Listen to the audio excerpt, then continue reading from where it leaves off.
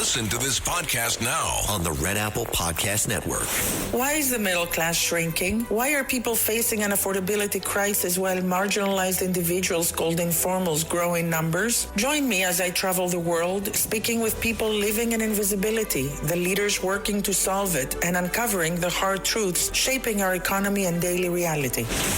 Download all of Red Apple Media's podcasts right now through your favorite podcast platform. Halliday presents, in the red corner, the undisputed, undefeated Weed Whacker Guy. Champion of hurling grass and pollen everywhere. And in the blue corner, the challenger, extra strength Halliday. Eye drops that work all day to prevent the release of histamines that cause itchy allergy eyes. And the winner by knockout is Halliday. Halliday, bring it on. Always look to the sky. The Dr. Sky Experience is on the air. 77 WABC. Now, here's Dr. Sky. Welcome to your weekend as we continue to move through time and space from the powerhouse blowtorch signal, Talk Radio 77 WABC. Let us not forget, some 82 years ago, D-Day, June 6, 1944. Many brave Americans gave their lives so that we can continue to have freedom in America. Let us never forget. As I mentioned before, from the center of the universe, this broadcast from New York City to the nation and the world.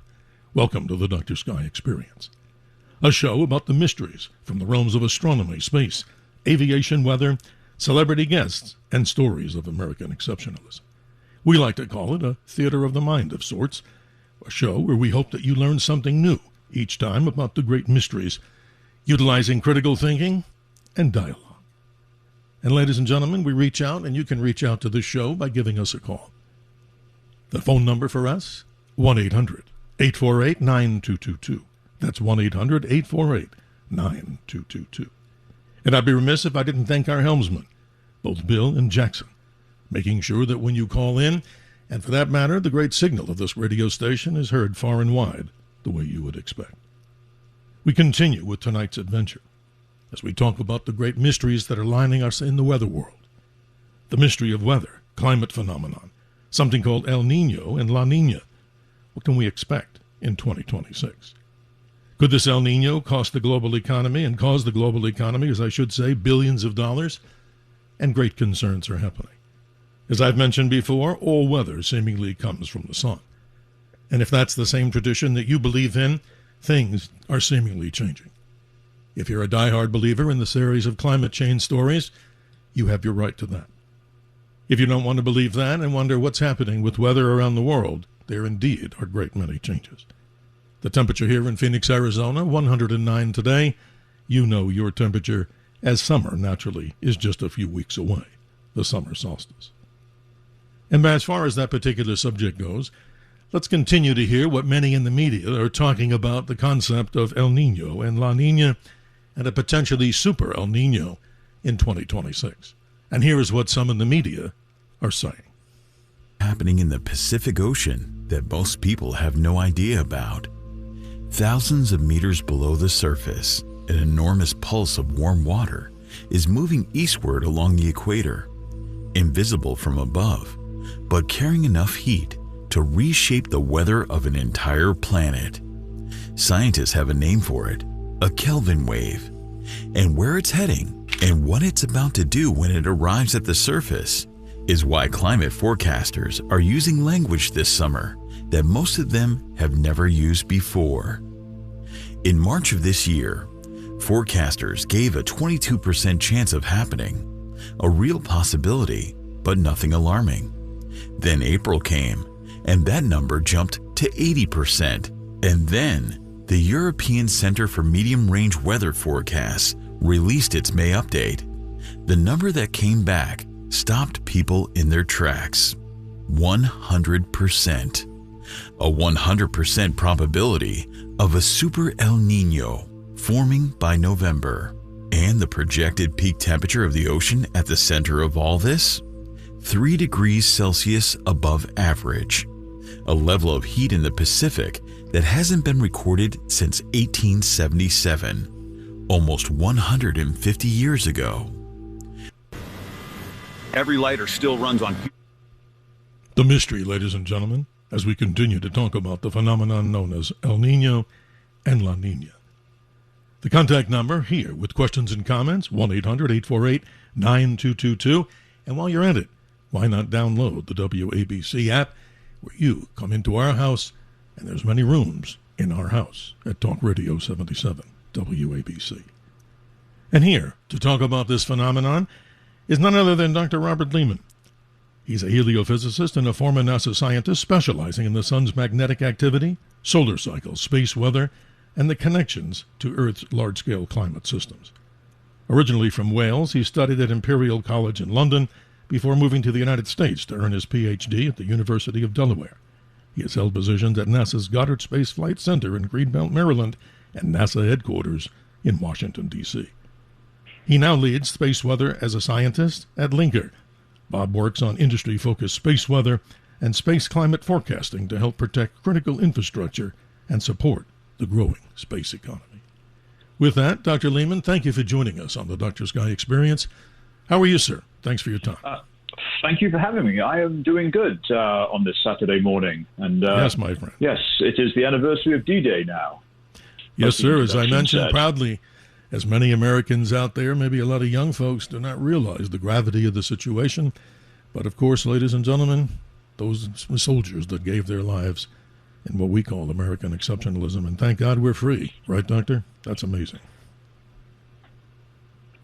Indeed, we continue with you to talk about something that I'm so totally fascinated by. You know, I read as much as I can and don't always believe everything I read on the internet or in print. But this whole concept kind of settled the score with us about this whole subject of El Niño and La Niña. For those out there that are just hearing about this for the first time, describe to us what El Niño is and its origins, at least in the weather forecast world. Sure. So El Niño is characterized by unusually warm ocean temperatures in the equatorial Pacific.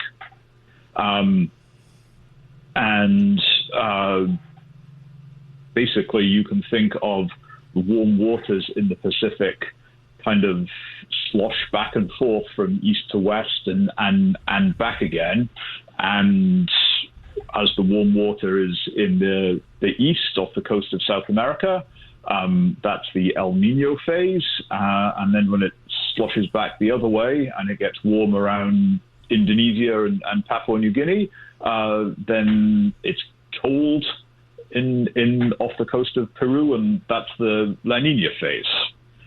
So it literally is that there are two phenomena that are the tick and the talk of one oscillation. So you might see people, you might hear the phrase ENSO, E-N-S-O, so it's a El Niño Southern Oscillation. So literally it's an oscillation of air pressure. So originally discovered, or the air pressure, the oscillation part of it was first formulated in about 1870 and was originally defined as the pressure difference between Darwin, Northern Australia, and Tahiti in the middle of the Pacific. Interesting. But the phenomenon of El Niño, well, clearly it has existed for thousands of years.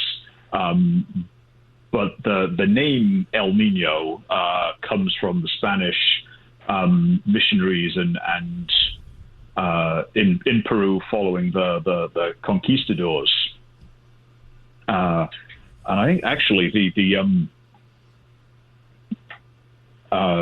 it's the reason why it's called El Niño, or in full El Niño de Navidad, it's the Christ child. Exactly. Because this phenomenon always showed up around Christmas Day, around December. Mm-hmm. Interesting. And I think actually it was sort of kind of done maybe tongue in cheek, or one of those things like, we're going to call this newfound land Greenland to try and entice you to come here, or Because really, El Nino is quite destructive for the fishery communities in in Peru and in South America. So it's we're celebrating the birth of Christ, but at the same time we are destroying our life. The weather is destroying our livelihoods. No, it's very interesting, Doctor. What I want to jump into in the limited time we have with you, and of course the audience rules here, 1-800-848-9222. The question that I would pose to the audience here, could this El Nino cause and cost the global economy billions of dollars as we get into a discussion with you? But tell us a little bit about yourself, too. I mean, this is fascinating. We're going to get into the subject that is probably one of the great specializations that you have, the heliophysicist, studying the sun. And I've said this on so many programs. I'm not a meteorologist, but I think what I'm saying is fairly accurate, and I'll say it again with your response. All weather basically is driven from the sun. Is that a generally fair statement as we get into a discussion of weather changes in a world, Doctor, where so many people are concerned about, quote, climate shifting, changing, global heating, all things like that, global cooling? All weather simply comes from the sun, no doubt. Right. All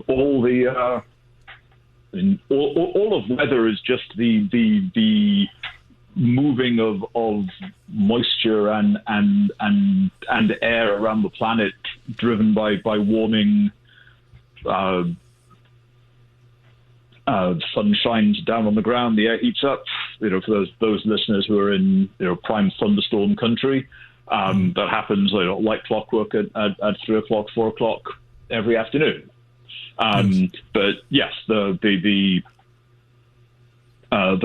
source of all life on Earth comes from the energy that provides that comes from the sun. Well, having said that, Doctor, here's something now you're bringing up, and it's interesting. If you're saying that the climate situation, or this El Nino phenomenon in weather, was earmarked back around 1877, and it is, as you describe, and you'll get into greater detail with the audience, a warming trend in the oceans. In 1877, there wasn't much concern about, quote, global warming or anything of that sort. So this is what? Maybe not necessarily something that we could say is a man-made situation. I mean, how would you describe it? Because I want to be respectful for people that are on the bandwagon that say, there is a climate change going on here on the Earth, and whatever people's opinions are, good or bad. Think about that. In 1877, we had much less population, and it really wasn't a big concern for people. So what would you say? That this is just a natural Earth phenomenon due to solar weather over the course of time? Right. So the El Nino. So when I say warm water and cold water, we're talking about 2, maybe 3 degrees centigrade warmer or cooler than average. Mm-hmm. And so I think the Earth absolutely is warming. That is incontrovertible for the last 60 years or so. But it's only risen a few tenths of a degree since 1960, or you might hear your listeners might hear the phrase banded around 1.5 degrees above pre-industrial. That's correct. So 1.5 degrees centigrade from since 1840 plus or minus. But here I am. I'm talking about a swing of double that in the course of 6 months, mm-hmm. or so. So it's while there is this undeniable warming trend, but on top of that there is a far larger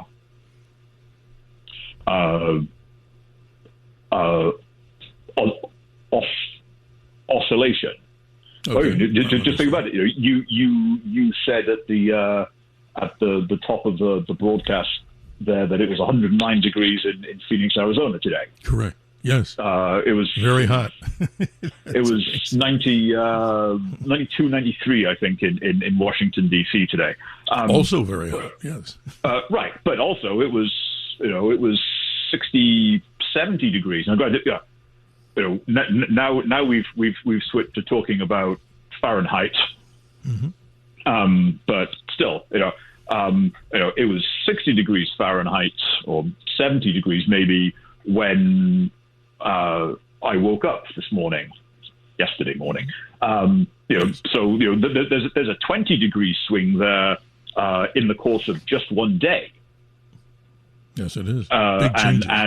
And even like in some days in winter, you might even get up to a 50, 60, 70 degree Fahrenheit swing from day to day. So weather changes on short time scales and climate is the long term thing. So the difference between Paris in 1840 and Paris now is 1.5 degrees centigrade, but that's the difference between 10 a.m. and noon. Interesting. And really, you can go outside and think, damn, it's hot today, but without looking at your phone or your car dashboard, or if you've got something stuck to the side of your garage, would you know, it's 93 as opposed to 92 or 91, or just, it's a bit toasty today. It is. But let me do this, Doctor. Let me take the liberty of doing something here about distinctive differences between weather and climate for the audience out there. And you can, of course, take it from there. Weather, as we talk about, the state of the atmosphere at a place in time with regard to heat, dryness, pressure, sunshine, wind, rain, etc., and wind speed. But climate, the average weather in a given area over a longer period of time, and let's say even marking on the calendar larger scale time periods, maybe even over some 30 years. So I want to make that distinction, but what's even more important to this audience, I'm sure, they're hearing all this stuff in the media. Now, I got to ask you this question. Do you, in your humble opinion and your powerful opinion, believe that some of what they're talking about an El Nino, a super El Nino, is that, in your opinion, sir, not to put you under the bus here, is that more of a kind of an exaggeration in the sense that media takes off on some of these things and there's really maybe no foundation? Agree or disagree with what I just asked? Tell me. I think that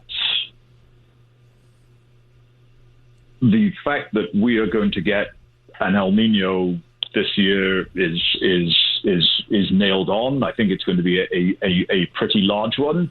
Some people dislike the phrase super El Nino, but I think it will be one of the strongest events on record going back to 1870-ish.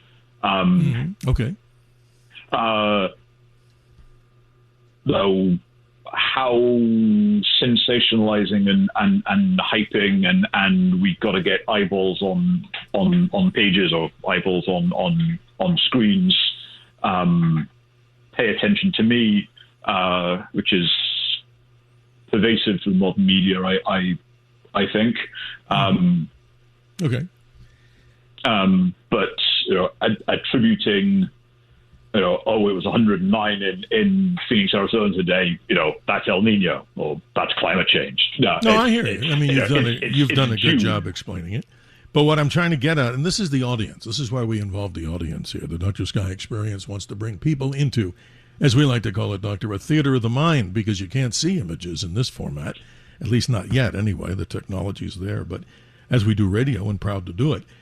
My question to the audience is, do you really feel comfortable with some of the things that you're hearing in the media, not from our good doctor friend here, Dr. Leeman, but the truth of the matter is, what can we expect in this particular calendar year that's very different, and why? And I'm going to ask you before the bottom of the hour here, we run out of time, just how significant as a super El Nino compared to others? I mean, is this going to be like way more rain, way more drought, way more wind. I mean, but it all is localized to different parts of the country. So let's start in the United States. For our listeners in the northeast part of the United States, is there something that you can tell this audience might be a plus or minus in the effect world of the so-called larger El Nino? Sure. I think to answer the first part of that question is that no, I don't think that the weather in New Hampshire or New Mexico or Arizona or Nebraska is going to be that much different because the El Nino index is 2.0 degrees as opposed to 1.9 or 2.1. Okay. That being said, it tends to be that the southern parts of the United States tend to be wetter during an El Nino, and the corn belt will is generally, corn production generally tends to go up during an El Nino. And sort of the Great Lakes-ish regions tend to be a bit more temperate and drier, and the greater Northeast. So, yes. So in Washington D.C., where I live, we've had quite a mild spring, which is kind of what would be expected. I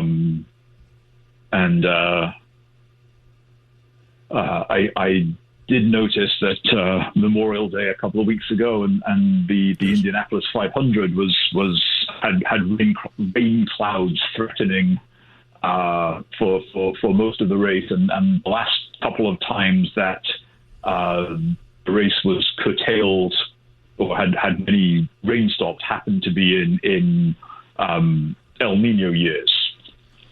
Doctor, I'm reading something also here. We only have about a couple of minutes before that hard break, and we do appreciate you and especially all those that are calling in. We see the caller board lighting up here, as we would expect on a subject of great importance, I'm sure, to many people.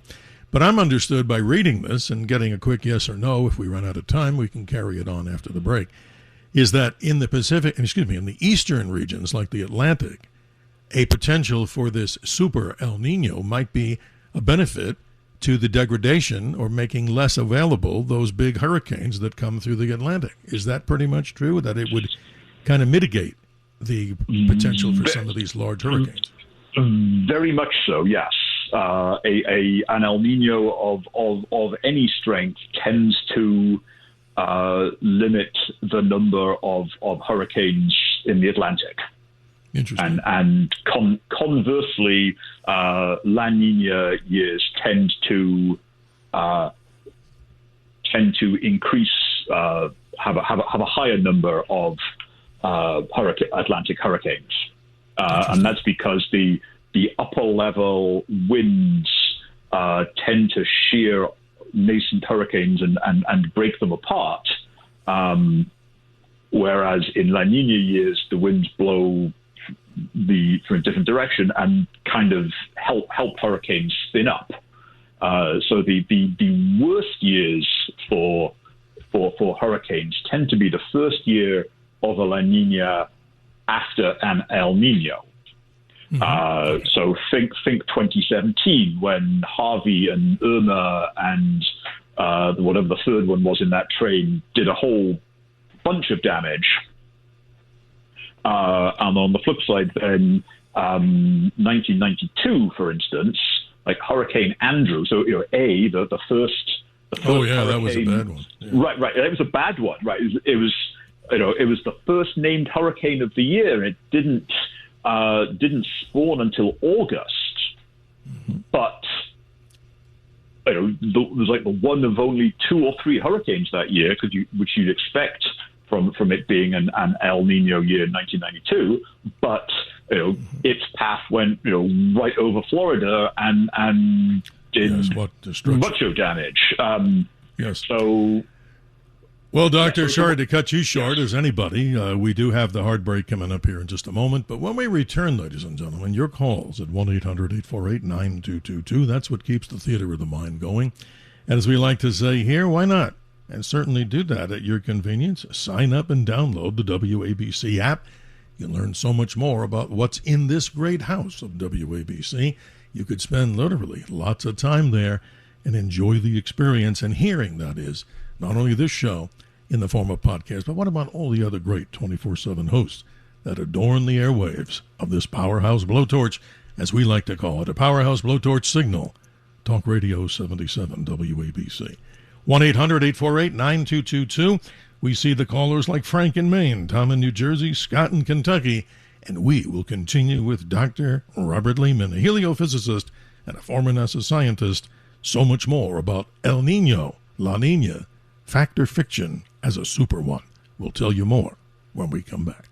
Is the Dr. Sky Experience. Always look to the sky. 77 WABC. Now, here's Dr. Sky. Hi, this is nuclear physicist Stanton Friedman. I watch the sky a great deal, so I always listen to Dr. Sky. Find out about the sky. Your eye out there.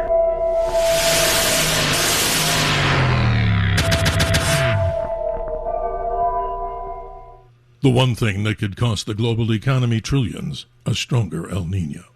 From a headline previously in about a week or so ago from the Washington Post.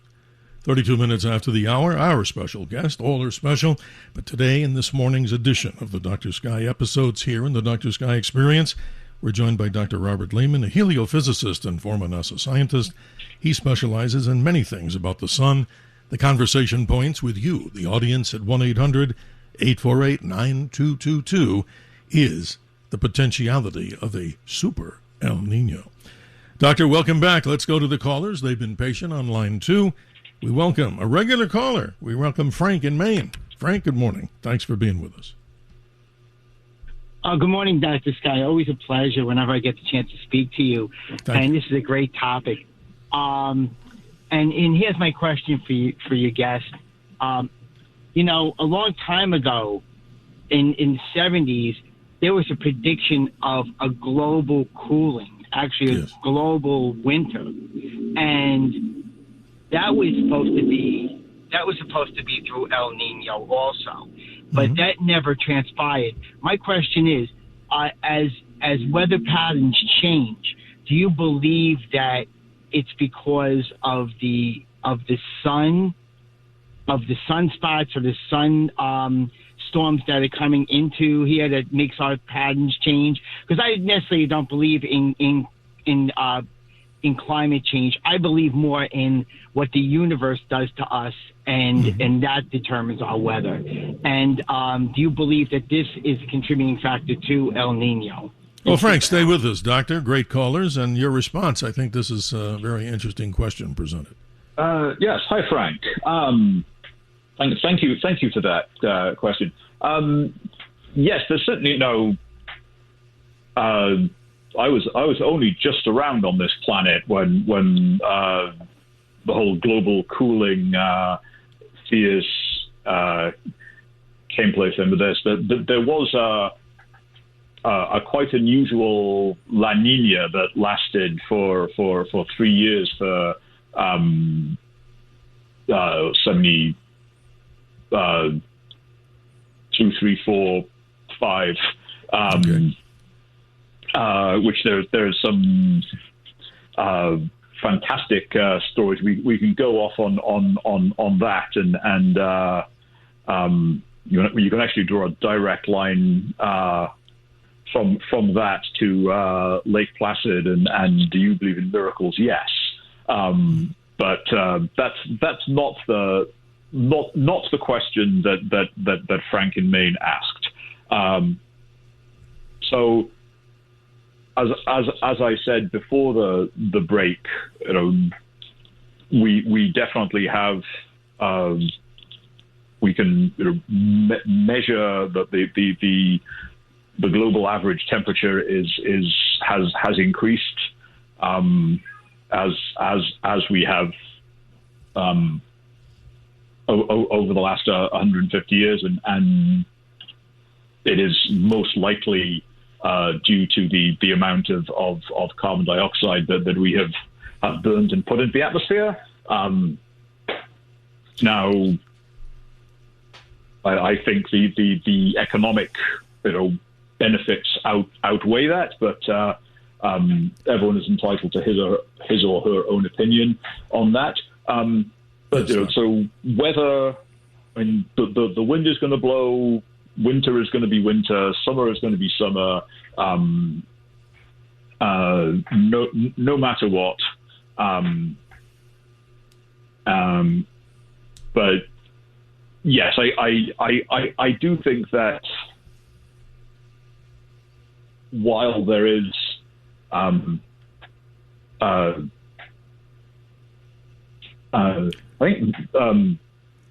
well, Doctor, let me jump in here. Excuse me for interrupting you. I just want to go back to Frank, because, Frank, you brought up something very interesting in my mind. I remember many years ago, I'm not looking at the exact date, maybe in the 70s and early 80s, Time magazine and Newsweek had cover, stories about the global cooling phenomenon, Frank. So you bring up something very interesting here. So everything seemingly has changed, but I gather the good doctor is expressing it with his vast knowledge on this. These are changes that happen on the Earth ever since we've talked about extinction events. So, Frank, you get the last word if you have another comment really quickly, because we do have a full call report, and I appreciate you. Absolutely, and I don't want to keep anybody waiting, and thank you, Doctor, for that, and thank you, Dr. Sky. I just want to say that, I kind of disagree with the carbon monoxide, theory. Dioxide. I believe. Right, carbon dioxide, right. Mm-hmm. Dioxide, not monoxide. Mm-hmm. No problem. I'm so sorry. Right. But more about where our how our Earth shifts and where it goes within the universe, and if the sun, because the sun is a determining factor in a lot of our weather and and our seas. So I believe that the sun it also dictates and has a say in what goes on in the weather. And that's all I wanted to say. All right, Dr. Sky, have a good night, and I will Thank you. Talk to you next. Thank you, Frank, for being part of the show. And also, ladies and gentlemen, late breaking news, which to many in the geology world, the Earth's rotation is actually slowing due to the moon's gravitational pull. And get a load of this, 1.7 to 2.4 milliseconds a century is the slowing down. So if you went back 1.4 billion years ago, a day was 18 hours long, and now we're just almost at the 24-hour mark. Doctor, let's continue. You're fascinating, and so are the people calling in. Line number 3, he's been patient. Tom in New Jersey, good morning. You're on with Dr. Leeman. How are you? Yes, good morning. Okay, I understand there's all kinds of natural bad weather around the world, but my question or questions are, how much does cloud seeding and weather manipulation have to do with it? Because the way I understand it, weather manipulation could have been reversed, but it never was. It was just let be. And then there's also the idea of all the cities and all the places all around the United States being destroyed by bad weather. And I'm wondering how much of that is contributed to the manipulation of the weather that was not reversed. Interesting, Tom. You bring up some good points. Doctor, these are very intelligent callers with great concerns. Your response? Other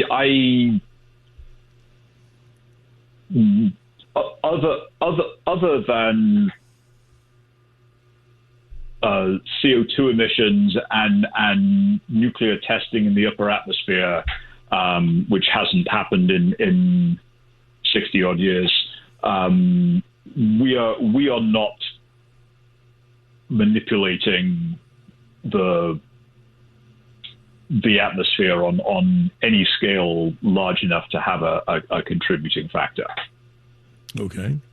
And you do know, Doctor, that there are many people out there that disbelieve. Now, I'm saying not attacking you, but there's many people that talk about this subject from all different angles. And I think Tom was bringing up a very good question. Sorry to cut everybody short here. I'm just trying to do my job to get everybody at least on the air, and obviously with your questions and comments. Let's now say good morning to Scott on line number 1. He's calling from the Commonwealth of Kentucky. Thank you for joining us, Scott. Yes, Dr. Sky. Listening to your guest, I don't take any stock in weather. I think it's a lot of hooey. I take it the same way with psychiatry. I don't have any faith in it. I think the weather is a lot of it is the COVID hoax. Just for example, that psychiatry is Jewish medicine. I think that this COVID and what our government is doing to manipulate the government. I don't trust the U.S. government with anything. I think they're deliberately manipulating our weather to have crop failure, droughts, all kinds of things. I wouldn't put anything past the U.S. government. And as far as climate change, I think it's a bunch of nonsense. That's my opinion, sir. Well, Scott, you're interesting because the whole UFO subject, which is the part and parcel of what we talk about tomorrow night to project into the future, we're going to talk about more about the disclosure, the Spielberg movie, and et cetera, et cetera. But in order to be fair, the good doctor, Dr. Leeman, your response to what Scott was talking about. I think my response to the previous caller is also the same for this, that we don't have the capability to change the weather on the scales that we're talking about here. Like dropping a nuclear bomb into a hurricane. A hurricane has 100, 1,000 times the amount of energy of even the military's, the Pentagon's largest weapon. So it's going to make absolutely no change. Right. So don't do it. Right. I agree. So don't do it. And yes, we can disagree about how well the government responded to COVID. But whether lockdowns should have happened or not, for instance, or closing of schools. But to say that there wasn't this disease is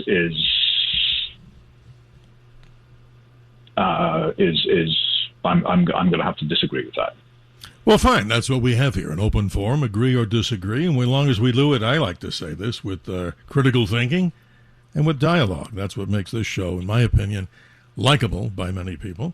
And if you have a question or concern that you'd like me to address, my email here is just drsky at wabcradio.com. I pledge to answer all of them in a relatively time fashion, so I appreciate everybody out there.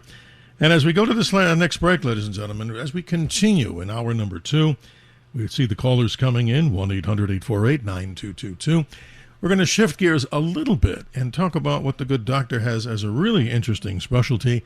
He and I share this big love of the sun. He's a heliophysicist. He'll talk all about that because, since I mentioned before, and he agreed wholeheartedly, that all weather seems to be coming from the sun. So many dynamic things are happening, and if you look around the world right now, we are now going through the throes of what might be a G3 solar storm in intensity, a geomagnetic storm, all because of activity deep within the sun and also on the surface, making a solar flare turn itself into a potential light show for people in northern latitudes, and maybe tonight and this morning into the early morning skies, into lower latitudes in the United States. We'll be right back. This is the Dr. Sky Experience. Always look to the sky. 77 WABC. Now, here's Dr. Sky. Recently, Hugh Downs was asked why he enjoys listening to the Dr. Sky Show. I think the reason is simply that with the amount of time he has two things going. One is the knowledge to know science, and the second thing is the ability to get it across to people who might not quite understand it, and you get it across correctly. That's quite admirable. Earth provides enough to satisfy every man's need, but not every man's greed. A quote from the late Gandhi. As we continue, 47 minutes after the hour, our special guest, if you're just joining us, Dr. Robert Leeman, a heliophysicist and former NASA scientist. We're talking about the proximity of a super El Niño. He's describing the events from his chair. And we continue, ladies and gentlemen, with the callers. Let's say good morning on line 5 to Robert in Philadelphia. Good morning, Robert. Hey, Dr. Sky. As always, it's good to talk to you, and I appreciate your guest, Dr. Leeman. Thank you. I actually had two, but the one had to do with some spot we'll have, and you'll be touching on that next hour, so I'll just... It's okay. Okay, like a macro overview during your research of previous El Niños and La Niñas, have you noticed anything in way and changes to wildlife, whether it's population, migratory routes, anything like that? Thank you. I confess that I have not. That is not something that I have studied. I do know that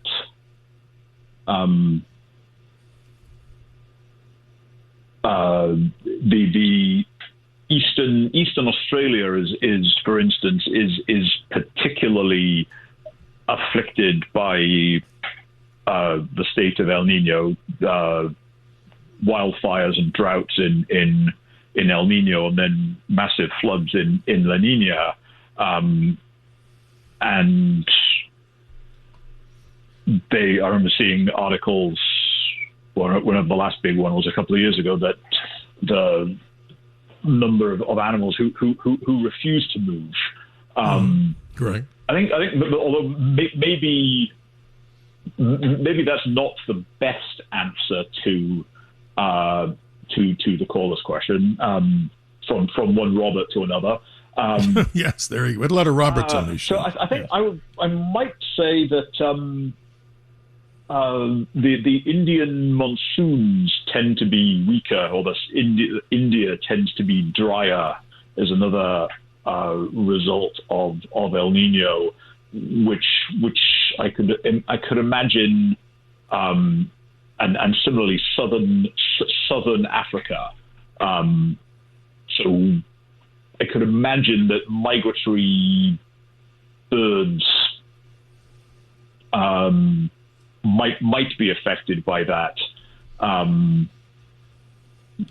But in terms of that is a fascinating question, Robert, and I'm afraid well, Doctor, you've done a good job in it. Concrete answer right now, but you have piqued my interest, sir. Thank you. Well, Doctor, I appreciate your honesty, as we always do, and when somebody doesn't know, it's always refreshing to hear that, because there's so much that we can talk about. Robert, if you're still there, if you have a follow-up, we have just a moment, and please continue. You have no idea how refreshing it is to hear a scientist say that these days. You know what I mean? So I really appreciate that. I did read somewhere that when it happened in the Atlantic, the range and the population of blue sharks increased a little bit. But I was just wondering if it had anything to do with, migratory whales and stuff, or maybe the coral reef around Australia. But I really appreciate the call, and I look forward to what you talk about with the sun in the next hour, and because I was curious about the sunspot and what effect, if any, that would have. But I really appreciate you both, and have a great weekend, okay? Well, thank you, Robert, as always in Philadelphia, always enlightening our audience here. But the good doctor, I just want to mention, too, something. As you and I talk off air, I've been an avid observer of the sun pretty much every day with one of my solar hydrogen alpha telescopes. It's kind of a thing that peers, as you know, into the sun, and you can watch the different flaring events on the prominences and all that. And I'm just so fascinated by this. But one time when I was looking, when there was a massive sunspot group on the sun in 2024, I could actually see the flare itself, and I thought I'd be going to go blind, because that thing is obviously protecting the eyes, but you could actually see a whitening much brighter, and this thing protects your eyes. So the power of the sun with the weather and the things that we talk about here is just so incredible. But before we go on, Doctor, I just want to mention, If we do not get to you, ladies and gentlemen, in hour number one, like Stu in Brooklyn, Tim in Arizona, Dave in Pennsylvania, Edgar in the Bronx, if you'd be so kind enough to stay with us, because we do want to hear your concerns about this particular subject.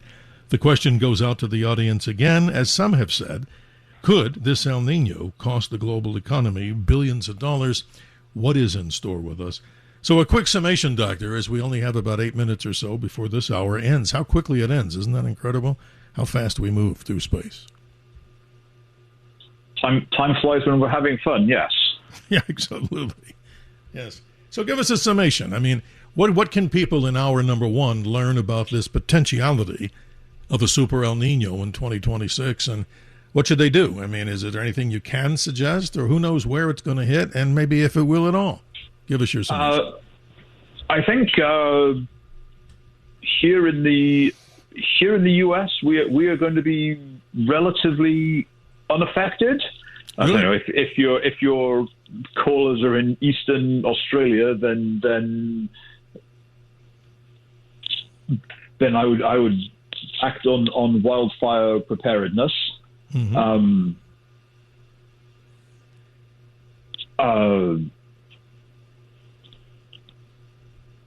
I think whether it's going to be slightly warmer or wetter is not really going to affect life limb or property. Okay. But I mean, yes, there will be there will be billion-dollar implications. I mean, I almost hate to say this, but $1 billion isn't that much nowadays. Well, I mean, you have to be careful, because let me say this, to some people out there in certain parts of the country, this obviously anything that's unusual or abnormal. Take my location in Arizona. We're under the throes starting, quote, meteorologically, as you know, June 15th starts the monsoon season in Arizona. And if anybody's not familiar with monsoon season, it can be a most amazing time of year if you like rain, but sometimes it comes down in horrendous windstorms, and we have something out here, Doctor, that you could elaborate on too. The haboob, which is this tremendous upswelling of dust here, and it looks like the end of the world is coming, like a biblical event from the apocalypse. And that's why people are concerned, particularly here in Arizona. Our news media has been talking about this, saying we're going to get a hell of an El Nino this year. So batten down the hatch, but in various locations, maybe it won't be, and let's hope and pray to God it doesn't cause damage or financial infrastructure damage. And you get the last word, sir, on this. Right. So I will confess that I'm aware of the phenomenon of the haboob, but I am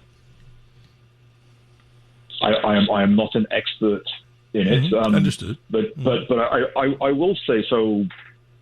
Did actually call up one of my papers here that I knew that did have a discussion of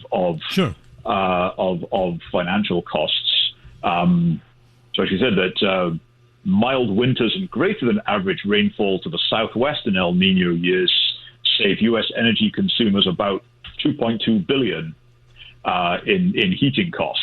And that was dated from an article in 1999. But then the savings is lost or paid back during La Nina years. Interesting. So I think it's one of the things, because it does tend to oscillate. Long term, the average is zero.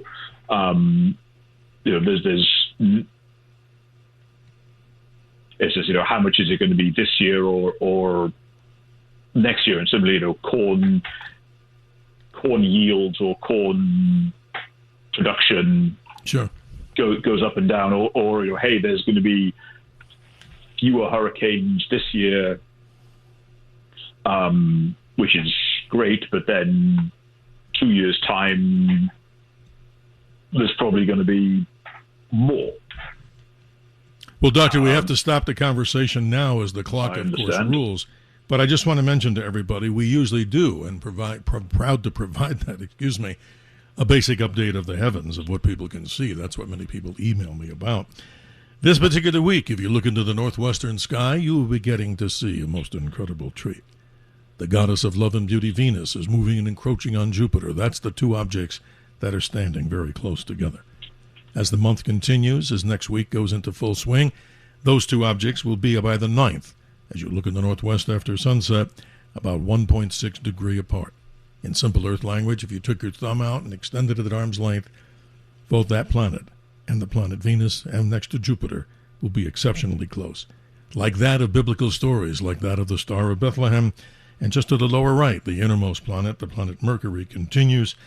This coming week, of course, Spielberg's big movie, Disclosure, which is the topic we'll do tomorrow night with another very special guest, a documentarian who's, of course, an expert in the subject matter, just fresh back from the entire UFO conference in the desert. And he's going to be talking with us for the 2 hours with your questions and comments about some new revelations and some interesting revelations about a previous guest that I had on my shows for many years, Dr. Stanton Friedman, nuclear physicist, the father of Roswell. We'll do some excerpts from him and so much more. But other things that are happening in the news, you heard about the ISS astronauts reacting to an air leak. Serious. A large fireball has been seen once again over the northwest, the northeast, and particularly over the Boston area about a week ago. The New Glenn rocket explodes. Why and how? And the SpaceX booster, don't forget we mentioned it, we'll count down this. We'll be hitting the moon on August the 5th.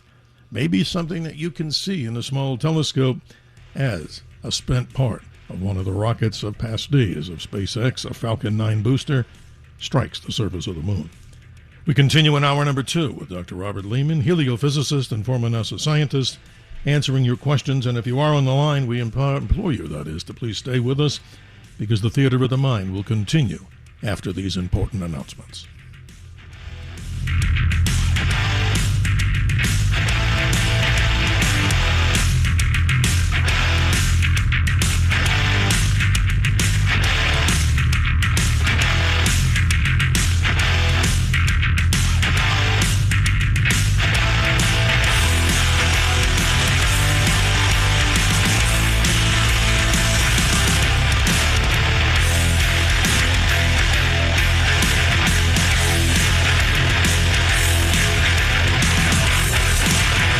Always look to the sky.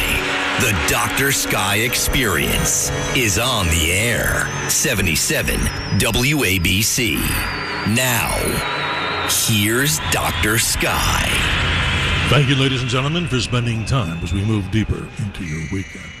On this solemn memorial, 82 years ago, our remembrance of those that gave their lives on D-Day, 1944. May their souls rest in peace. American exceptionalism continues.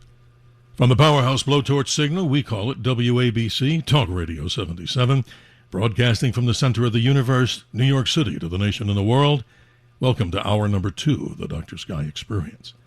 Great guests, as you tell us, from astronomy, space, aviation, weather, celebrity guests, and stories, naturally, of American exceptionalism. We like to call the show a Theater of the Mind, where you can get involved with the conversation at 1-800-848-9222.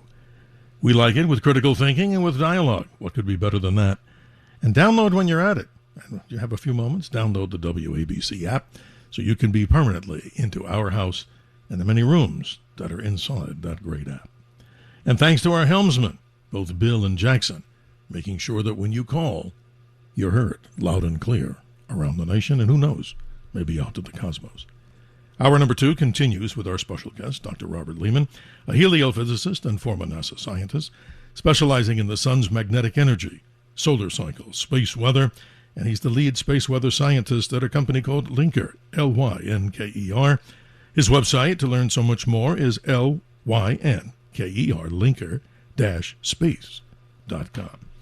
Doctor, thank you for your patience and your interest in being up with us on this early Saturday morning. Let's go to the callers. They've been very patient. Let's say good morning on line number 2 to Stu in Brooklyn. If you're with us, Stu, thanks for your patience, and you're on the air. I have no patience, but yes, I wait. I love a guy who's honest. There you go. Dr. Sky, Professor. The second most traded commodity in the world is coffee. And I private labeled coffee for a couple of hundred supermarkets. So the weather and the 800-pound gorilla in the coffee business, which is Brazil, is very significant to everything I'm doing. So the question I have is this. How much is the depredation of the rainforest have an impact on the weather and the rainfall and so on? Actually, coffee is 20 degrees above the equator, 20 degrees below the equator. Interesting. So it's not only South America, it's all through the Pacific Rim, too. Places Well, like Stu, you'd be my best friend, of course, just hearing about coffee. I love it. Doctor, your response. I think Stu brings up some interesting points. It's something that could be devastated if there's weather problems, or obviously great prosperity if there's good weather. Yes, coffee is possibly the most highly sensitive crop to the El Niño, La Niña cycle, certainly of all the large-scale commodity crops.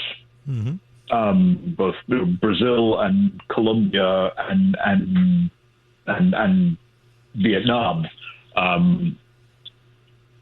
are all heavily affected by El Niño. The droughts in Brazil tend to result in lower yields and thus price spikes. But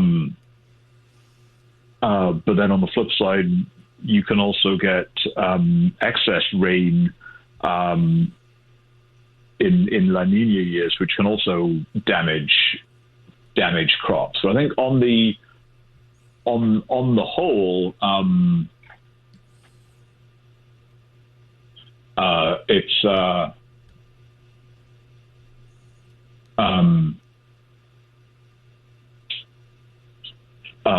coffee prices tend to spike after the year after an El Nino. Wow, Stu, I just learned something there. If you have a final comment, Stu, I appreciate you. You're giving us an education, and that's the goal of the radio show, that you learn something, ladies and gentlemen, every week, not only by our special guests, but like callers like Stu. Stu, if you're with us, any final comment from you is appreciated. The C contract, which is how coffee is traded, the 37,500-pound contract, that pricing sets the price of every ounce of coffee. Depending on where it is, it's either a premium above that you pay or it's a discount from. The green price of coffee, the market's collapsed. It's gone from over $4 and change a couple of months ago. It's down to around $2.50 a pound for green coffee. So it's a good thing and it's a bad thing. You know, it goes up, it goes down. It's never like a lot of things, one right? place. Yes. But the stores take advantage of what's going on to charge you outrageous prices. As with anything, right? My answer to that go ahead. is to do something to introduce a brand new idea that's only 100 years old, which is to roast coffee right in the stores. And that brings the price down to the consumer and gives the stores that are losing foot traffic to online something you can't get online. The aroma of fresh coffee right out of a roaster. Wow, Stu, you're making me jealous, because at the next break, I think I'm going to run and do my little primitive coffee maker, because that keeps us going. And anybody doing radio or television during the early morning hours, I need not remind everybody, that's a good way to stay awake. But Stu, thank you. You brought up some interesting points. I learned something there, and that's quite phenomenal. And the good doctor responded. Let's go to line number 3. Let's welcome Tim in Arizona as we continue. We're trying to get as many callers on as time permits. Good morning, Tim in Arizona. How are you? How are you, gentlemen? I'm great. I just want to say this is a fantastic show. It's not exactly what I expected. It's just great. I want to first compliment Dr. Leeman for, it's just so refreshing to hear him make a comment that the carbon dioxide increase, the benefits outweigh, in his opinion, any detriment to the planet. Okay. I'm old enough to remember when they started with the global cooling scam. And this has become a political issue with climate change because no one ever discusses the fact that this planet has changed drastically in climate since it was created. Exactly. We've had ice ages that came all the way down. You're in New York, so New York show. So the ice age came all the way down to Staten Island, New York, which is why Toad Hill, for instance, is sloped on one end and straight up on the other. And we've had changes throughout history without man having anything to do with it. And I think it's just refreshing to hear someone mention that, it's not something that is drastically changing the world because of mankind. Interesting. And I wanted to mention that and find out what the doctor has to say about my comment. Yeah, doctor, this is interesting. Again, callers like this that we have, all these individuals calling in here, they refresh us because they're providing some answers to things and some education, and that's what this show's about. The good doctor, you continue, please. Yes, so I think, yes, it is true that climate is always changing. It is both in terms of how the subtle changes in the Earth's orbit around the sun or its angle of inclination, which I think a previous caller touched on, but also then just how plate tectonics made our country what it is today, as the joke goes, that like when, for instance, like when the Panama Isthmus closed a few million years ago, I think it's sort of the order of 20, 30, 40 million years ago. That's because ocean currents couldn't flow, rewrote the climate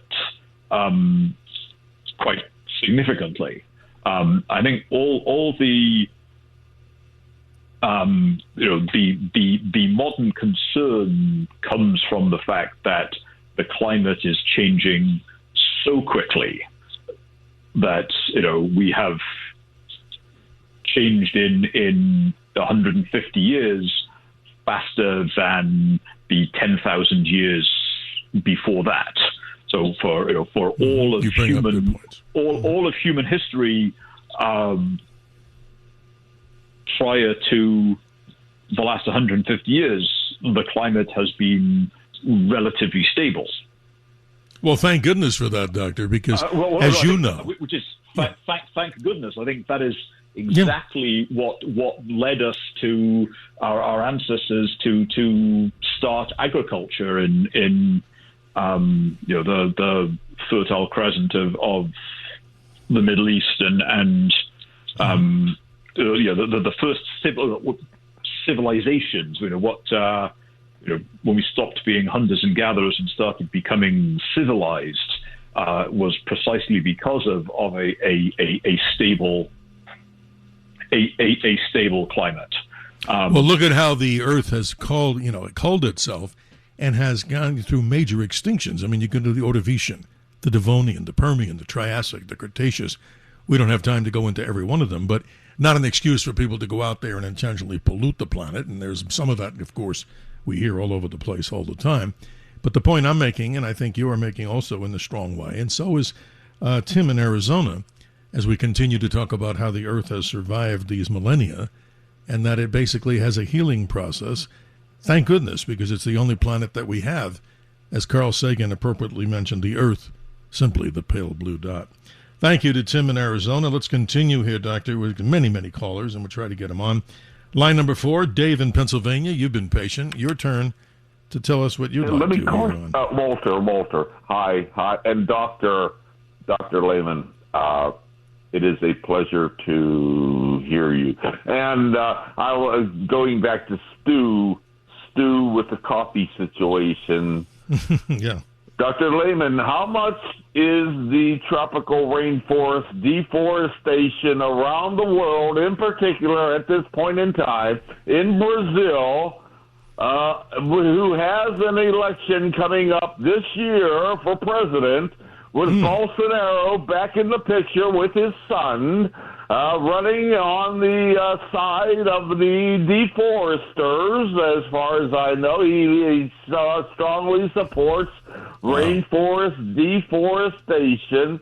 How much is that affecting the climate? And I want to get into something else too, more pleasant. Let the good doctor answer first, but let me get your name. What's your name again? Because I'm reading this wrong. Tell me. From Western Pennsylvania, and one time, Dr. Leeman.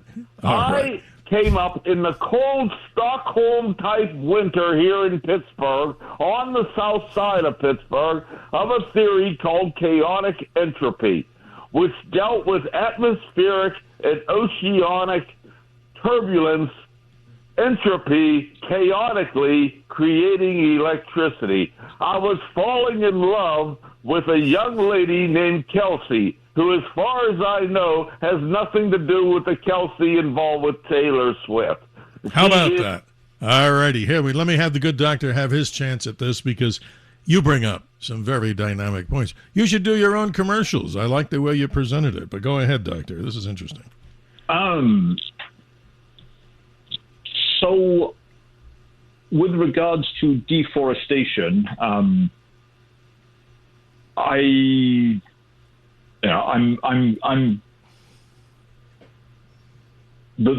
first response is I don't know, and I will say that I think at some point there will be. Well, let me backtrack a second. The Amazon rainforest, as it exists right now,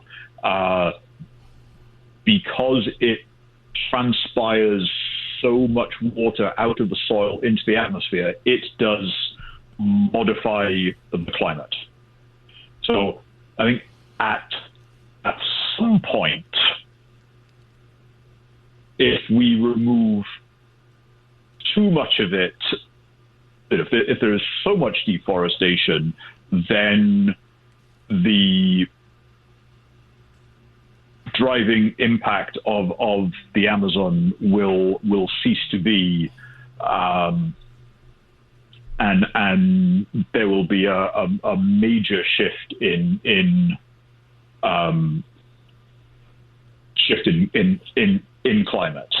Now, is that if we lose 10% of it, if we lose, or another 10%, if we lose a quarter of it, I'm sure there are studies out there on that, but I do not know the answer, and well, I appreciate your honesty, doctor, on this one. And thank you to Western Pennsylvania. I know if we had more time, we can carry this on into ad infinitum.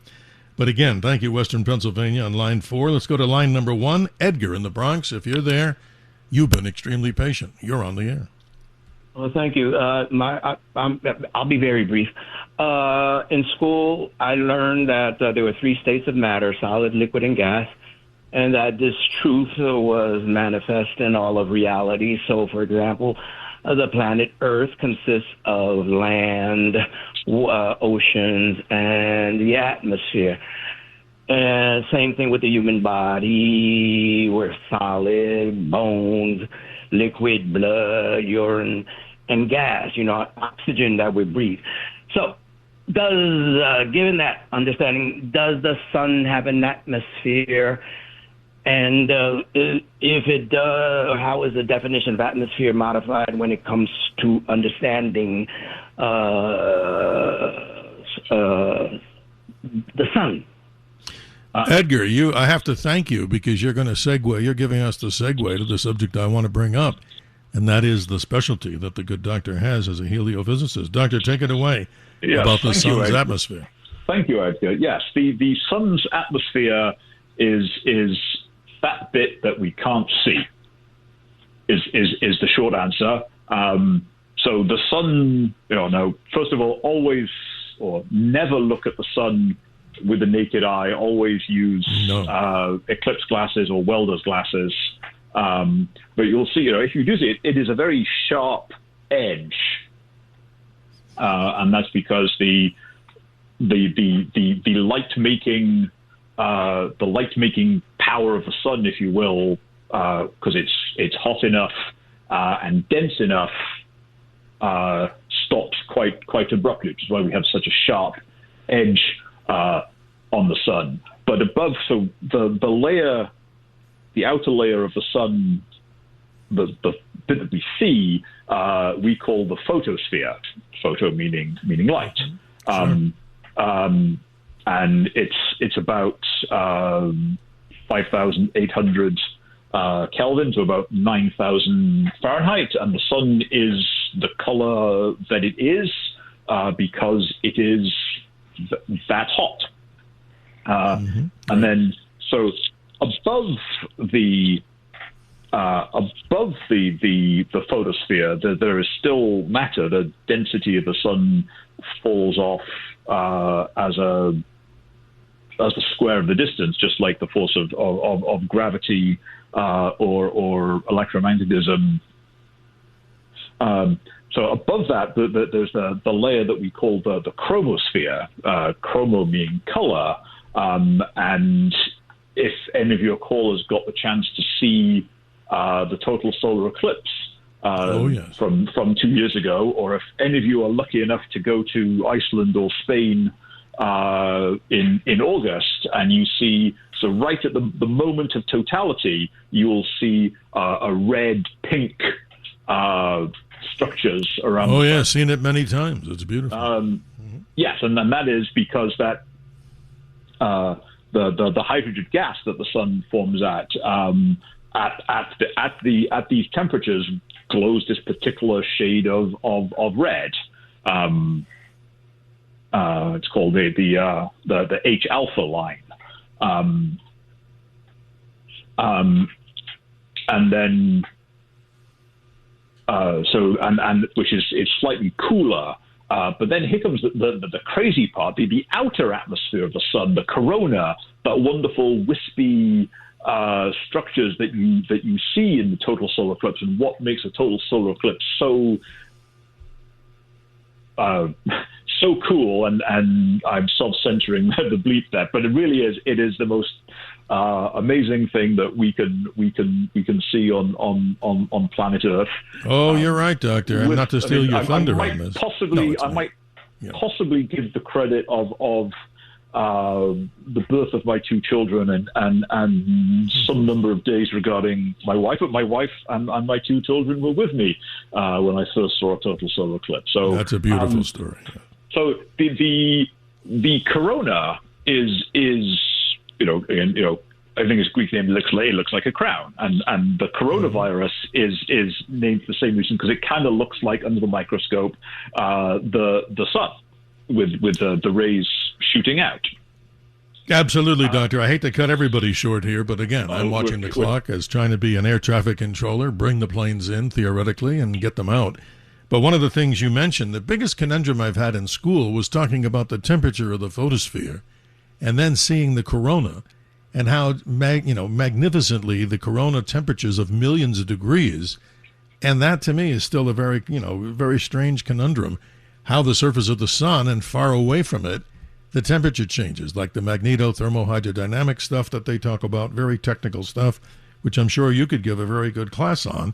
This is a fascinating subject, ladies and gentlemen, and I got to thank Edgar for bringing up the concept of the sun, because that's what we're going to be talking about primarily in this next half hour here on the Dr. Sky Experience. You mentioned, Doctor, I've seen 7 of these total eclipses. I'm not able to go to the one in Spain. But ladies and gentlemen, I'm sure the good doctor would concur. Remember, August 2, 2027, probably the longest total solar eclipse that you can see in your lifetime in this century, over 6.5 minutes. No total solar eclipse will last maybe more than, 7 minutes and maybe 20, 30 seconds in Luxor, in Egypt. Doctor, before we go, are you going to that big one? I hope you are. That'd be great. I haven't made plans yet.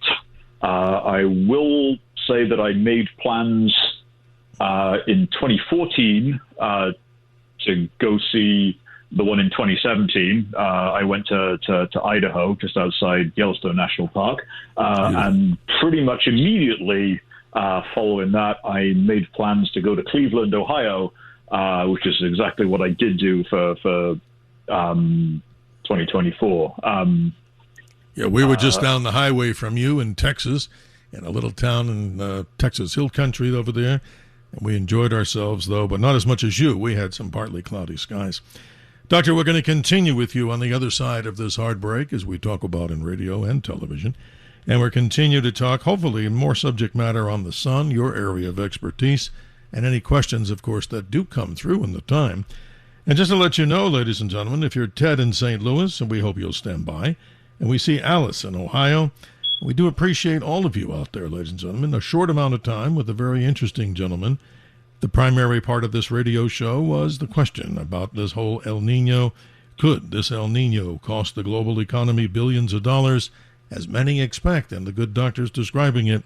Maybe a very strong El Niño coming up toward the mid part and end part of 2026. We'll be right back on the Dr. Sky Experience, like we call it, a theater of the mind. Now it's time for you, ladies and gentlemen, to go to the snack bar of your choice, and I might get a quick cup of coffee. We'll be right back. The Dr. Sky Experience is on the air. 77 WABC. Now, here's Dr. Sky. I can't change the laws of physics, Captain. The man for that is Dr. Sky on the Dr. Sky Show. If you really think that the environment is less important than the economy, try holding your breath while you count your money. A quote from the opinion of Guy McPherson. 33 minutes after the hour, as we continue to move to hour number 2 with light speed. And you, the caller, ladies and gentlemen, we do appreciate that. Let's continue with our special guest, Dr. Robert Leeman, heliophysicist and former NASA scientist, talking with us about the El Niño, super or not, as we move throughout the year. Let's say good morning to Ted in St. Louis on line 2. Ted, if you're there, thank you for your patience. You're on the air. Well, thank you so much. I must be totally honest. I learned more, I think, in the last few segments. That was fascinating, but I was really trying to reach Sterling. I'm kind of a pupil of Sterling, and I had a follow-up question. Did I? Or can you help me, or did I call the wrong number? Well, give it a shot. Walter Sterling does a fine show, and that I believe what we all know is the other side of midnight, Monday through Friday, 1 a.m. as he continues to the break of dawn. But no, this is the Dr. Sky Experience, but what a great guy. I appreciate what he does on the air, too. Go ahead, Ted.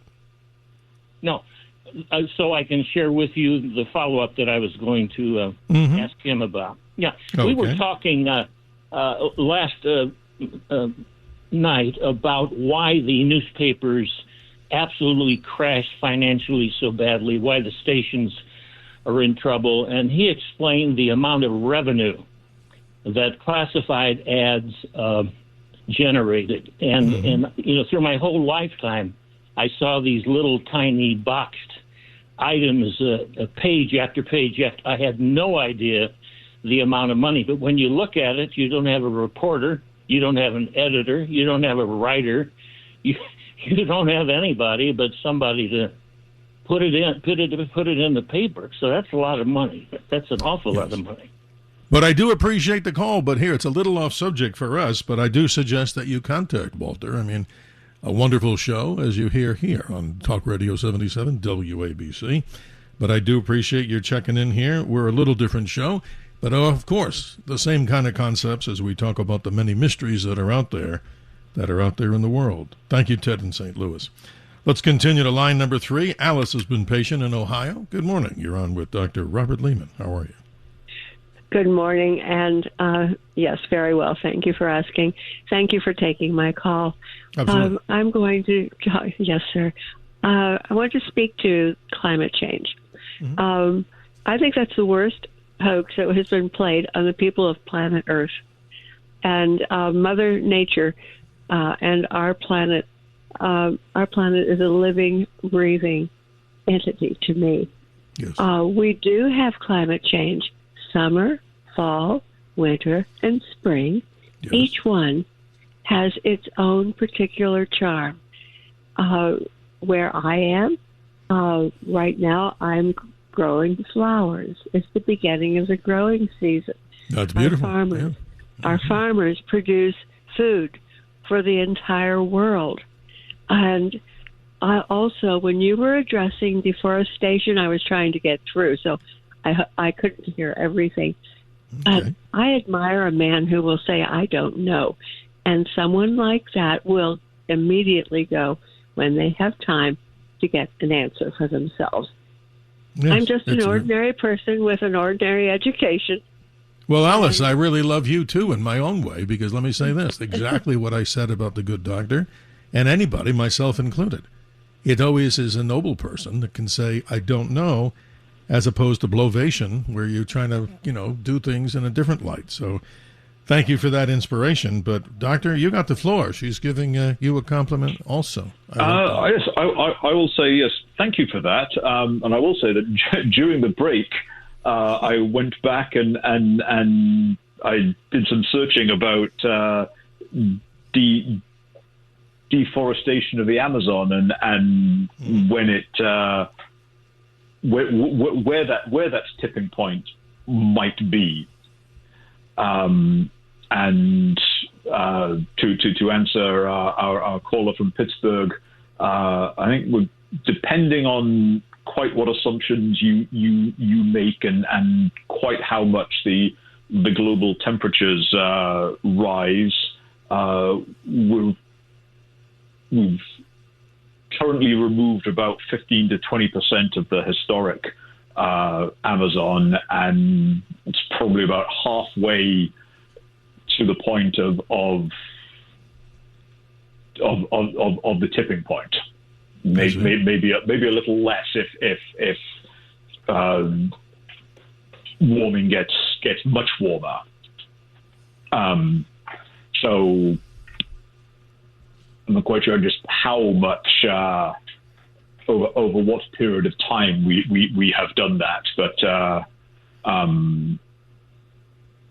I think that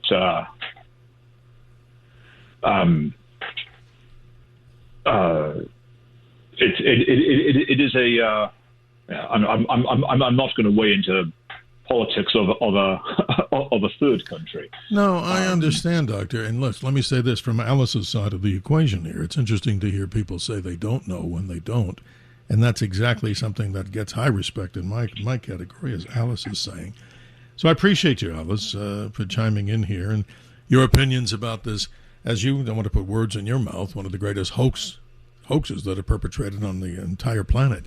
That's in many people's opinion, but like I said, we welcome both sides of the conversation here on the Dr. Sky Experience. And Doctor, I'm going to do something a little different. I'm going to do a shout out to two individuals here, Peter and Deborah from Florida. They came to a cruise that I do every month here in Arizona. This is not a commercial for me. We do a special cruise for the night sky on a thing called the Dolly Steamboat.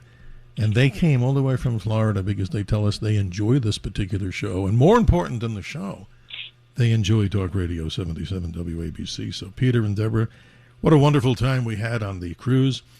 And folks, if you ever want to do that, we're going to have to wait till after June because they drain the lake. Isn't that amazing? Every 20 years, they drain it down about 60 feet. So all the wonders of the night sky, we're going to have to hold off. But again, a shout out to Peter and Deborah from Florida making the journey here. And boy, when they got off that cruise, they saw so much in the night sky and so many wonderful things. So we appreciate that. Let's continue on. Let's say good morning to Alan, line 4 in Long Island. You've been patient. How are you? Good morning. Oh, hi, gentlemen. Your show is tremendous, and you always have top-tier guests. Unbelievable. Thank you. Smart people know what they don't know.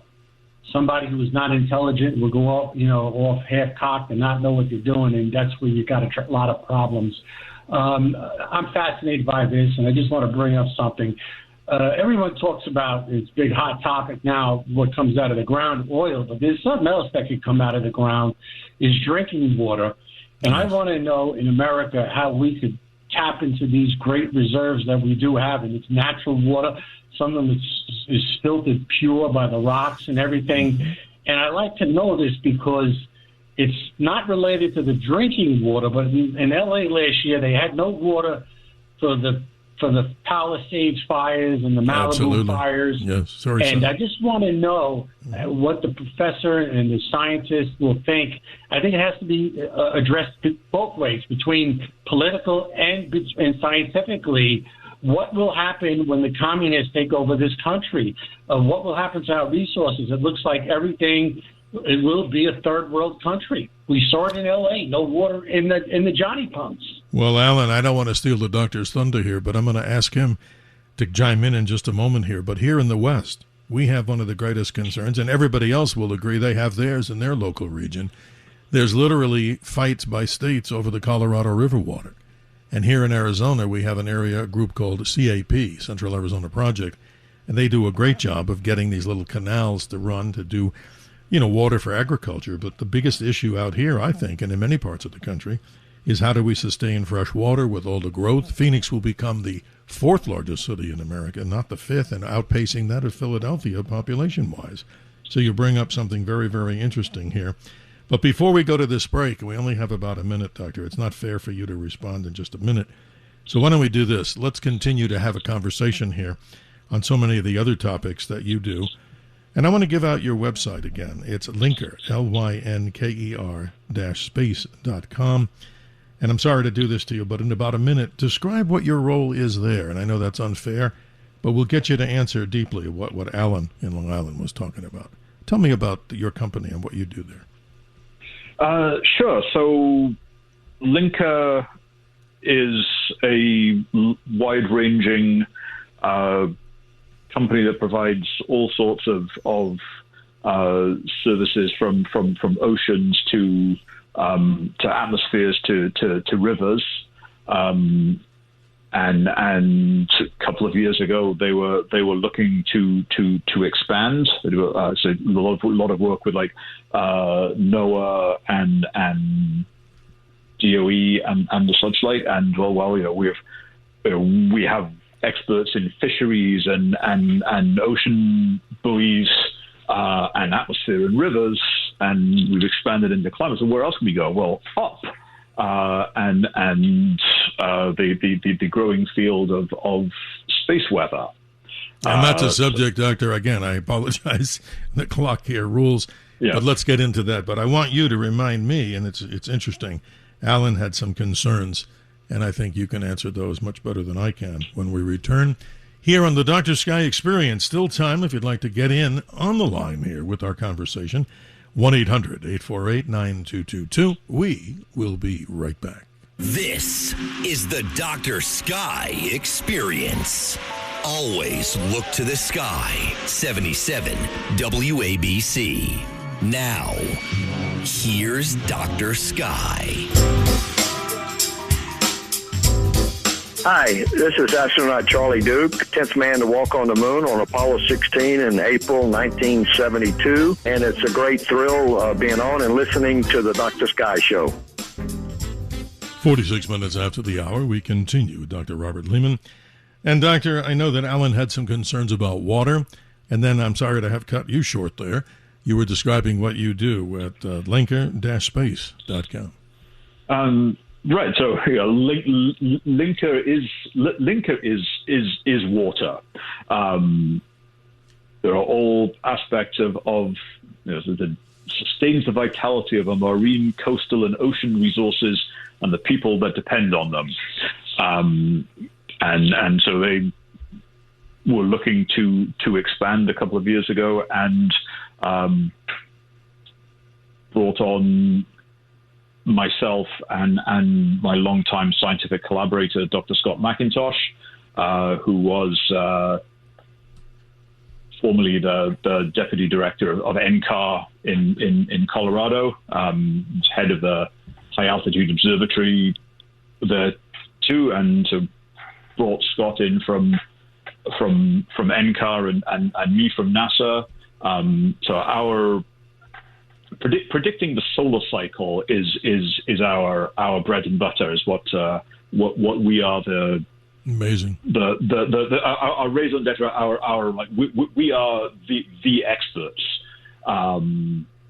in predicting the solar activity levels. Wow! And on the time scale of 11 years that the sun, the solar activity cycle, sunspot cycle, if you will, waxes and wanes. But then also we are working on smaller scale stuff and solar flares and geomagnetic storms with particular impact to satellite drag, especially with regards to the growing number of commercial satellites. Yes, that is a very powerful subject about satellite drag because, as you know, I mean, time doesn't permit the lengthy explanation, but the solar activity, the level of where that solar energy reaches and then lowering the atmosphere where satellites go and what?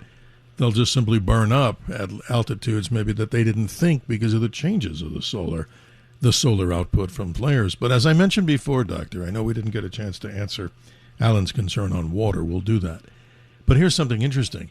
With this cannibal CME, coronal mass ejection, a cannibal CME, folks, is when two basically combine. Right now around the Earth, and we promote spaceweather.com, you can take a look if you go there and see on the left side where the whole aurora pattern is. So we might be experiencing, for people out there in darker locations, because of the wide range of this radio station's, being able to be heard, there theoretically or factually is something going on right now that the aurora borealis might be seen even though there's a fairly bright moon in the sky.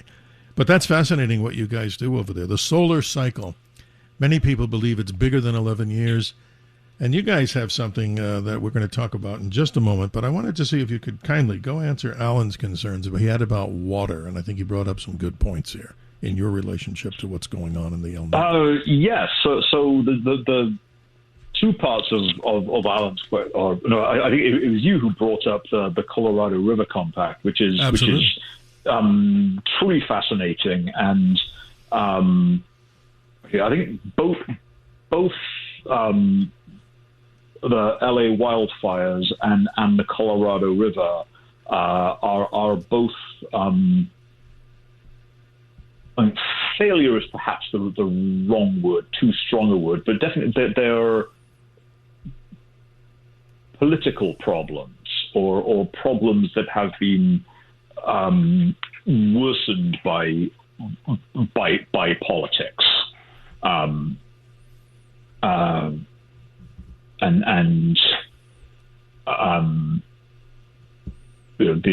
The Colorado River Compact was set up 100 years ago, and they just so happened like it was a relatively wet couple of years, so they averaged it, and that was like the highest, the most flow the river has had since.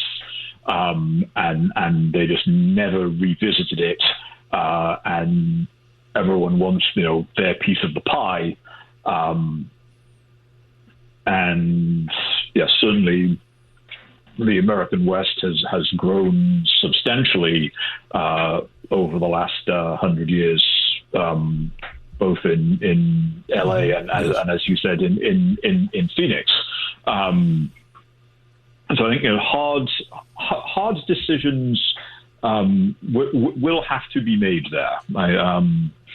That would be very a very important interesting subject. room where it happened. But yes, you can't keep on. There's no such thing as a free lunch, and you're going to have to pay for it some way or somehow, or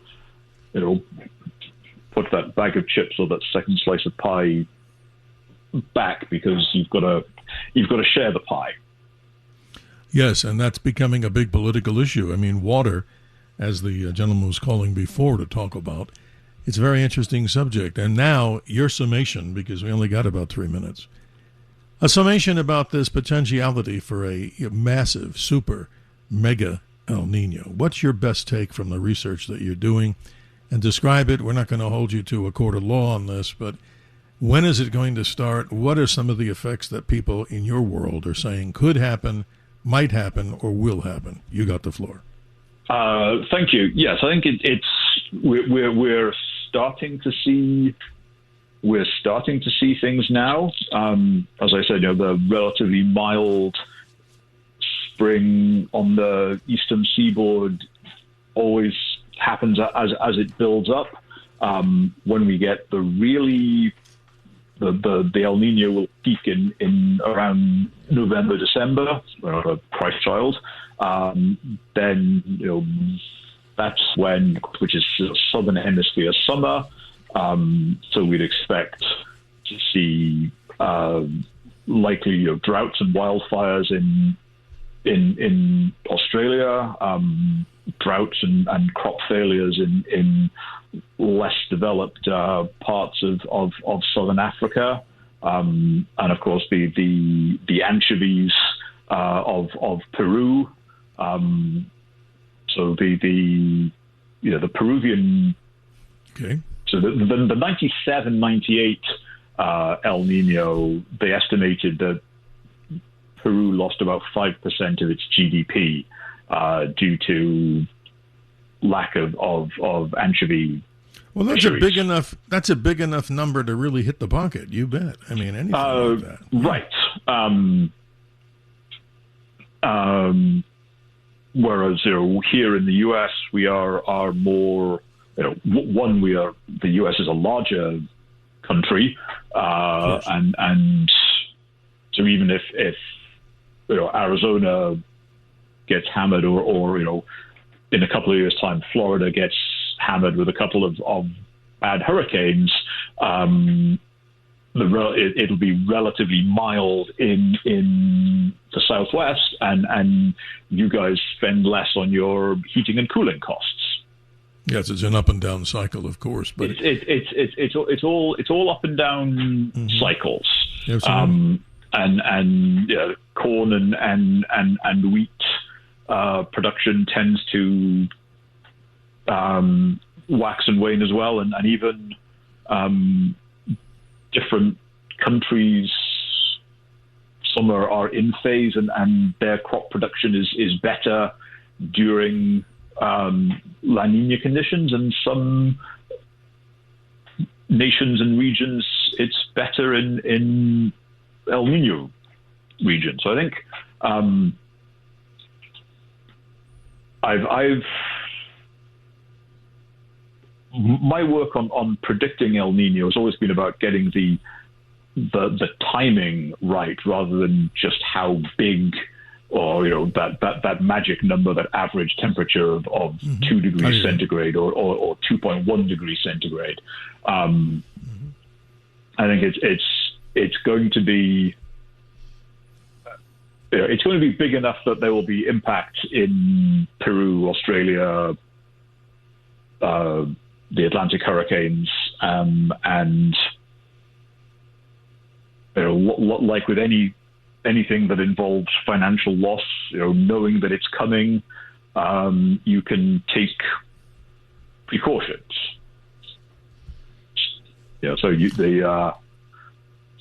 Well, I got a quick question as the clock runs out here. In your opinion, this is interesting because you're a go-to guy with you and your company and your lifetime of studying this. Is there really some truth that some in the media are really overly exaggerating this? And I know that's kind of a loaded question, but how would you respond to that? And again, if you say you don't know, well, then that's an honest answer. But what is your answer?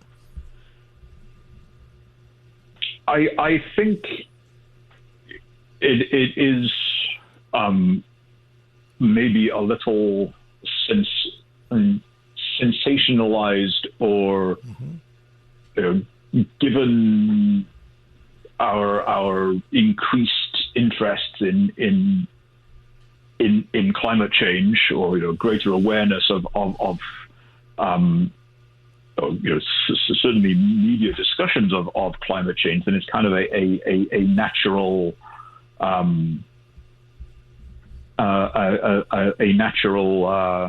follow-on for the meteorologists and TV and radio news and the such like.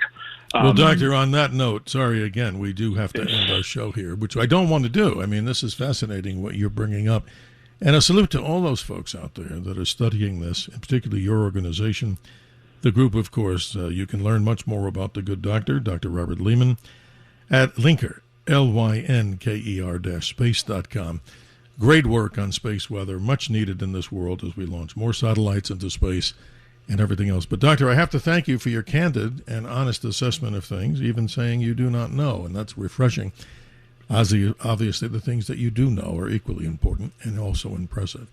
So thank you for being with us, and thank you for staying up early morning for you, as many of the listeners out there. But, hey, that's what we do. We thrive in the early morning, a great time to go and learn, and I'm sure you've given us some insight here into this radio show, the Dr. Sky Experience at Theater of the Mind. Thank you, Dr. Robert Leeman, for your time, and you have a good morning. Thank you, Dr. Sky, for having me. Always a privilege and honor. Ladies and gentlemen, we continue to talk about these great subjects tomorrow night on the Dr. Sky Experience. Join us for journalist and film producer, a legendary gentleman, Darcy Weir. He is in the know. He just came back from Contact in the Desert, one of the big, or largest, I should say, UFO, UAP organizations in the entire world. He's going to give us a summary. He's also going to talk with us, not at us, about some of the things that are happening with the disclosure stories, to open our minds about the great mysteries in the universe and beyond. And why not download the WABC app? You'll come into our house, and it's a great place to wander around and stay. Stay tuned now as WABC, Talk Radio 77, WABC passes the microphone from this gentleman, Dr. Sky Steve Cates, to another great broadcaster as we talk with Lionel for another Side of Midnight. And thank you to our helmsmen, both Bill and Jackson, for making it all happen. See you in less than 24 hours.